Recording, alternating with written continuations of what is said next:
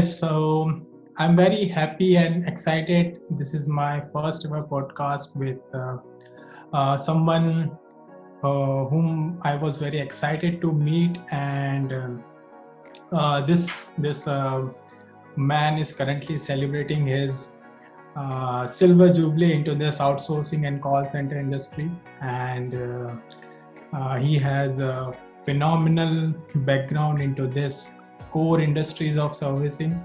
Uh, he he has 1,000 plus contact centers around the globe, and he works 18 hours a day and receiving thousands of emails, and he responds to each email. That is his what you can say a good habit, and he sees your messages, and he is none other than let me introduce you, Mr. Ian Haines. Welcome, sir. How are you? Yeah, I'm very well, thanks, Jamil. Good to be here. Okay, great. So, the entire topic of this podcast is to focus on the existing and the upcoming call centers and BPOs who struggle to develop on initial stages, and how they overcome that, what should be done on initial stages, uh, rather it be communication, rather it be getting clients, rather how to stay in business for a longer time, how they can generate more revenues. So these are certain basic topics which we will be covering right now. And the man who has been into this industry for more than 25 years, he is going to give you his own inputs, and so you can imagine how much forward it can put your business into years. Maybe not much, but 3 to 4 years you can be a forward into your business by his knowledge, by his experience, by the pointers which he shares. So let us go to Mr. Ian Haynes and see what he has to share with us. And let's first start with the introduction, where he was and how he entered into this industry and somewhat a little bit. Okay, thanks, Jamil. So, way back in 1992, I got involved in outsourcing, and I got involved specifically in call center outsourcing. So, I joined a company that was a marketing subsidiary of the second largest home shopping company in the UK. Home shopping companies, back in the day, it was traditional big book catalogue, 1,000 pages, thousands and thousands and thousands of SKUs. And typically, the call centre side, particularly inbound, was the major channel for people to place orders. They had at that particular time around 14,000 seats across a number of facilities in the UK, but 85% of all their business was done in the last quarter of a trading year around Christmas, which meant they had a lot of spare capacity that they wished to fill.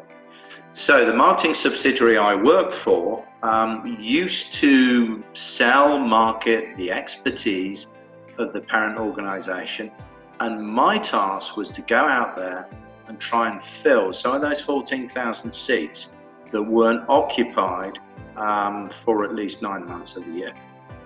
So, couple of good things. The particular home shopping company was the first UK company to get a predictive dialer. No one else had one, so that kind of made things a little bit easier. Because they were a very well-known brand, I could name drop, and people would know who they were, respect their name. They also had a tremendous infrastructure. From an IT perspective, a huge team of people capable of supporting obviously the internal operation, but external clients coming on board. A great HR team, very well trained staff. And back in the day, we were charging only on an hourly rate, and we were charging probably 20% higher than is the rate now for paid hourly work, be it inbound or outbound. So it wasn't such an onerous task. However, did I personally receive any training? No. I was thrown a book called The Telephone Book, written by an American. He used to be part of the L&R Group, a offshoot of Sitel, who probably most call center outsourcers know. So it was L&R was Liederman and Ron Caroni, and it was Liederman who wrote the book, an excellent book that is still valid today. So that was my training, reading the book, going out there and finding out what it was all about. I had 5 very happy years there. I was part of the general management team, and then decided to move on. So I actually did then a period of consultancy for British Gas, who were the #1 utility in the UK. They were looking to set up a new division. So I recruited an outbound call center team, put in place the operational management side, and we went from 8 staff to 120 in around 3 months. And that was great fun. And then for the next, I don't know, 10 years maybe, I worked for a number of UK and international leading global outsourcers as either a business development director or sales director. It was at that point I then decided to go out on my own. One of the issues, I guess, that faced me was I'd be sat talking to a client, and I'd be maybe pushing the Philippines or the UK or Ireland or maybe India, and they wanted their outsourced operation to be managed from somewhere else. So a light bulb kind of went off, and it occurred to me, if I had hundreds or even thousands of suppliers around the globe, I could quite happily sit in front of a client and say, look, where do you want your outsource program managed from? What experience does the call center outsourcer have to have? How big or small do you need them to be? What kind of infrastructure do they have to have? Let's talk about cultural fit. And from that, I could then build a short list of potential partners, suppliers for that client. So I've been doing that pretty much since 2008, so around 11 years. And it went from me just running a consultancy company to then opening a business that is Europe-based called Latiane Limited. And as Jamil said, we have over 1,000 suppliers that cover pretty much everything BPO. We run a mix of paid hourly work that is both inbound and outbound, mainly inbound. Very, very strong in multilingual support across Europe, where we have a number of partners that can support 10 to 15 languages with native speakers. We're very strong in technical support, that particular area, and just general customer service, multilingual support for US and European clients. And we also run a bunch of commission-only projects. And we don't use the 1,000+ suppliers that we have on our books. We probably use up to 10,000 different suppliers. And you might ask, why 10,000 suppliers? Because, and this is where it becomes relevant to what Jamil offers in his business, for every 100 that we bring on board, 10 are good, 90 are absolutely terrible. They are the people that message me on a daily basis saying, do you have a process? I can start today. No call center can start today. You need to figure things out. So we have to separate the wheat from the chaff in a big way. It's number crunching. The types of call centers that I guess are prepared to run commission-only programs are those call centers that can't find the paid hourly clients. They can't provide those clients with the assurance that they're a safe pair of hands, that they know what they're doing. They're going to deliver world-class customer support, technical support, outbound support, whatever it happens to be. And I know we're talking call centers rather than, non-voice here, but, call centers is, I guess, relevant to this conversation. Does that answer your question, Jim? Yes, absolutely. And while you explain all these scenarios of like what infrastructure and what world-class facilities today client needs, and to be able to get this hourly rate project or inbound, whatever we say in common languages of servicing, uh, my point is to let all our existing or the new age startups, to let them know like how they build that culture, like when they are starting their own BPO and call center, what things they need to focus on more.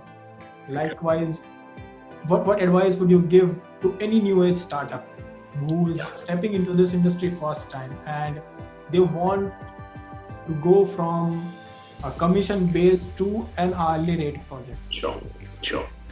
Okay. We call it risk-averse and risk-tolerant. So, firstly, I'm going to answer your question, but I'll start at the end rather than the beginning. So, risk-averse are all those companies that will not run commission-only projects. Why? The first reason is they don't need to. They have good clients on board that pay them monthly, they pay them hourly, and they're happy to do so. Those particular outsourcers may have been in business a long time. They have a great infrastructure, operational management team. They know what they're doing. They are a safe pair of hands. Some are better than others, obviously. But they offer scalable solutions. So if you went to one of them and said, hey, can you support 25 seats now? Can you scale it to 2,000 in 3 months? They would give that client a project plan that would work, and they would be able to scale that quickly, and they would still be a robust solution. Okay, so these guys don't need to even entertain commission only, but at some stage in their past, they probably ran commission-only programs. So they were risk-tolerant. Many UK, South African outsourcers have grown very, very large, working with 1 or 2 clients in particular verticals, and they've done it all on a commission basis. Now, how have they managed to do that? Well, usually the person that was a principal at the call center happened to work for that company where they've taken the work on. They know it inside out. They understand what works, what doesn't work, okay? And they haven't kind of gone in cold. They've known what numbers they need to get to make that particular process profitable. Once they've got there, they've managed to convert the client over to a paid hourly client, and they're very safe and secure now in the work that they manage. However, for all those upcoming and brand new call centers, who's going to trust them with a paid hourly program? No one really. No one from the UK, no one from Europe, no one really from the Middle East. They have to prove themselves, and that's where they have to run programs on a commission-only basis. It's tough out there because for any call center to be successful, it's not only the person that wins the client, okay? Everybody has to believe that the solution being offered will work and will make money. So from the guy that signed the deal through to whoever operationally manages this, through to the team leader, through to the agent, and obviously through to the CEO, the owner of the business. We always say on commission only that the most important cog in the wheel is not the agent on the phone, it's actually the team leader. If the team leader becomes the champion, the expert for the process, really believes it, their enthusiasm will flow through to the team, and the team will be successful. Where a team leader has been assigned to manage a program, particularly on commission only, the success or failure absolutely sits with them. And we see it day in, day out. Does that answer your question fully or in part? Yes. All in one, you gave a good brief on diverse projects also, and what type of processes does this industry majorly runs, that is risk-averse and risk tolerance. And I know many of the people right now would not be knowing what is risk-averse and what is risk tolerance. And guys, seriously, I met Ian last 5 to 6 months, and I've been learning through him a lot. And why I am able to post or why I'm able to get him on this video is just because of my enthusiasm to make aware people of how things work and how one should work into this industry. So, Mr. Ian, my next question to you would be like, many people say like, okay, let's they have started with this commission based project, but they are not able to stay in that category or stay in the top level. So it would be like straight how to stay in category 1. Okay. A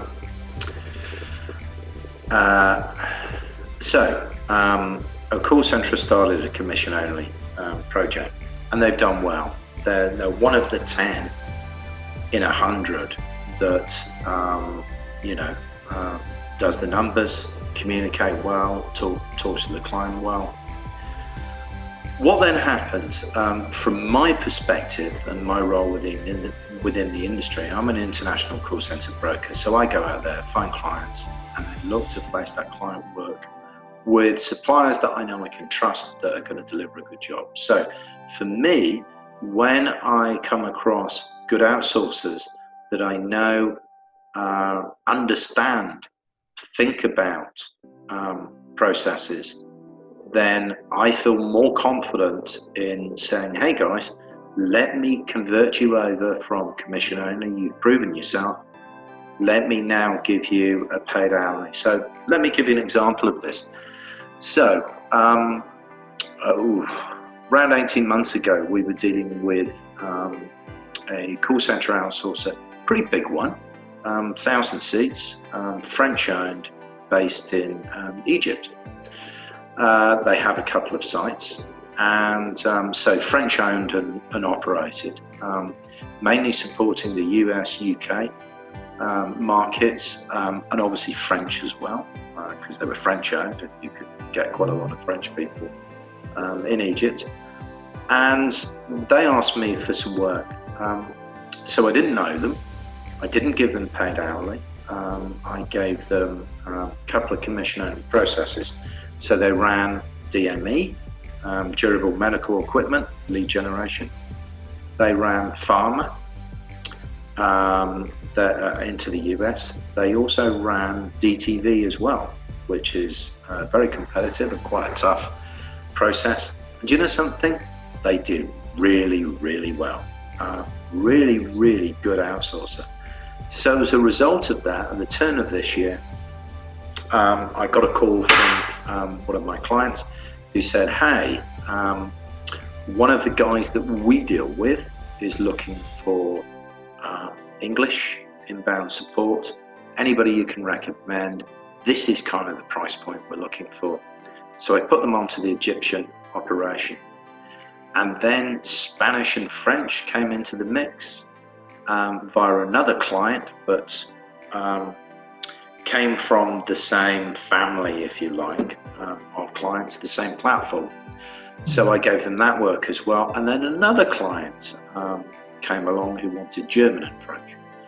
Right now, today, they have 3 solid clients that they're managing, and they may well turn over by the end of the year something like $5 million.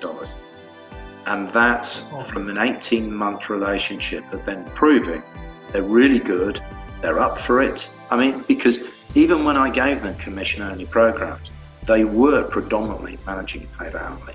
But I wanted to see how they would be, how they would interact with me, interact with clients.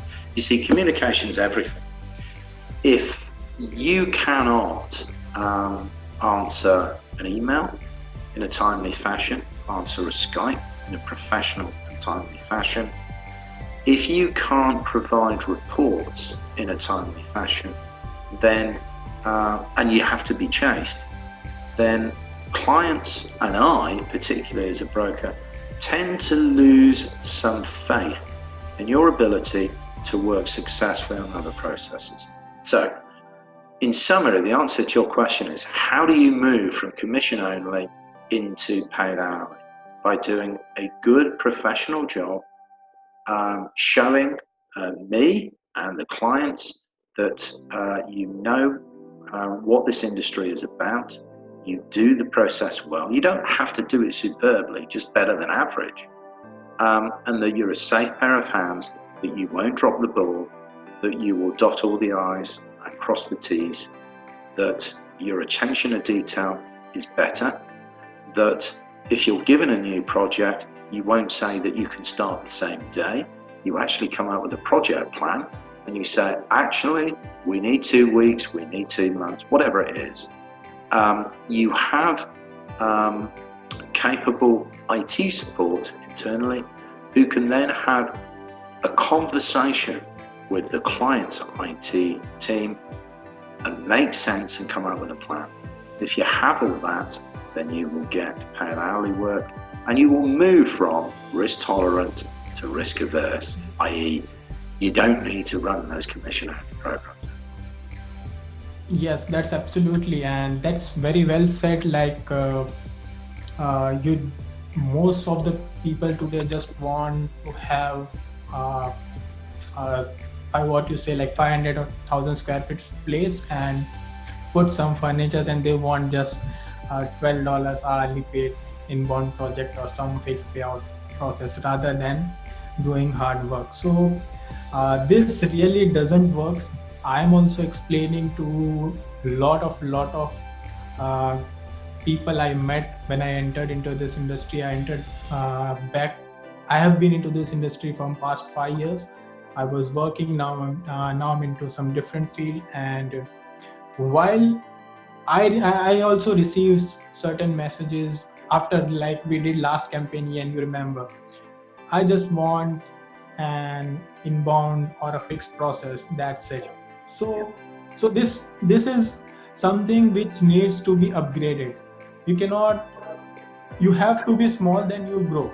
You cannot be directly like without using the staircase, you cannot climb the rooftop.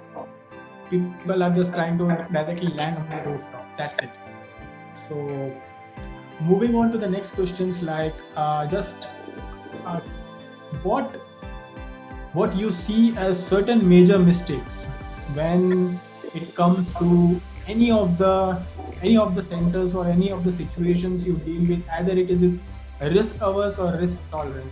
Some major clawbacks you see where we can improvise ourselves on initial stages and keep ourselves ahead. Yeah, okay. So I think the first point is in every dealing with everybody, be professional. Okay, that's key. Skype, for instance, Skype is something that I use every day, all the time. It's constantly on, and I know that it's a less formal way of communicating, but be professional. You know, I mean, it doesn't upset me as much as it used to, but boy did it used to upset me. But clients, I know, it upsets a great deal when someone from a call center suddenly starts calling you mate, buddy, bro. You know, they don't know me. That's, you know, I don't expect to be called Mr. Haines. You know, Ian is fine. But, you know, that's the starting point. So professional communication at all times is pretty key. I think uh, the really important thing is don't overcommit. Okay. So if you have the option of working on a project and it's exciting and it's big and it could take you from, being a small acorn very quickly to becoming a large oak tree. If you can't do it, actually be honest and say, at this particular time, I don't think we would do a good job, and explain the reasons why. And if a client heard that, my goodness me, they'd love you, because they come across far too many people who overcommit and underdeliver. Okay. So, but if you can deliver something, okay, then my suggestion is always this: when a client comes to me and says, "Look, we need 50 seats to run X, Y, and Z. Can you find me someone?" And I say, "Yeah, sure." And we do our due diligence and understand the process and what they need. But there is no way we put 50 seats into a 100-seat operation, okay? Even if they had 50 seats just sitting around, because we are giving them too much work.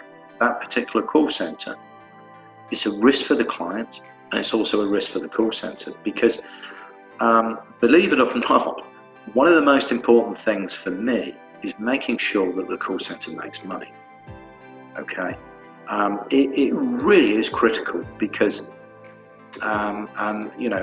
obviously they lose faith and trust in me, but equally they cannot afford to mess up the client process. So, for 50 seats, I'd probably put it into a 500-seat operation. It would only be 10% of their total business, and that is a much safer bet for the client. So don't overpromise, don't underdeliver, don't overextend yourself, be realistic. It's better to start small, win the trust of 1 or 2 clients, then look for referrals from those clients, and that is a good way to actually grow your business.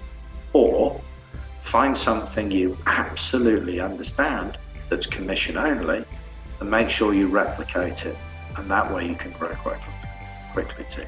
I just want to conclude and thank Mr. Ian Haines for coming up with me, sparing his time, and with his last words, that will be a golden word for all of us. We would like to close it, and I'll just ask him to give him certain advice, to give here all of us a type of any advice, okay, or anything which can bring us or help us. Right, okay. So some years ago, 1998, I was sales director of a company, and the guy that was the chairman of the company was quite a prolific author in the Financial Times. He was former chief economic advisor to one of the main political parties in the UK. He was a really well-known industrialist. He really was, and quite a scary guy to, I guess, work with, to be on a board with.